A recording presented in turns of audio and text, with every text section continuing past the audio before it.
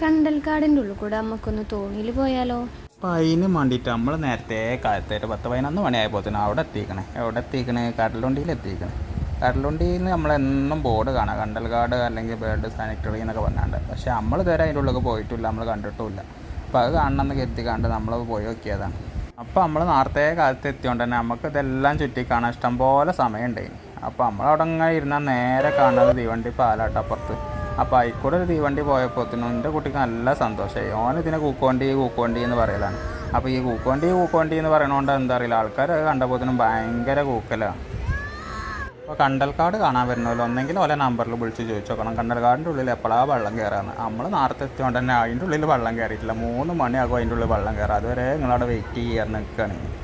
അപ്പോൾ ഇതിൻ്റെ ഉള്ളിൽ കയറി കുത്തിറക്കണമെങ്കിൽ 10 റുപ്യ കൊടുത്താൽ മതി. അവിടെ അങ്ങ് കുത്തിറന്ന് കാണാം. പിന്നെ നമുക്ക് തോണി പോകണമെങ്കിൽ അതിന് ഒരാൾക്ക് 1000 റുപ്യ എന്ന് പറഞ്ഞാൽ ഒരു ഫാമിലിയോ അല്ലെങ്കിൽ 2 പേരോ എങ്ങനെ വേണമെങ്കിലും പോകാം. ഇനി നന്നായിട്ട് കുറേ ടീമായിട്ട് പോവുകയാണെങ്കിലും നമ്മൾ 1000 കൊടുത്താൽ മതി. 2 ആൾ പോവുകയാണെങ്കിലും 1000 കൊടുത്താൽ മതി. അപ്പോൾ ഇതിൻ്റെ ബാക്കി നമുക്ക് അടുത്ത വീഡിയോയിൽ കാണാം കേട്ടോ.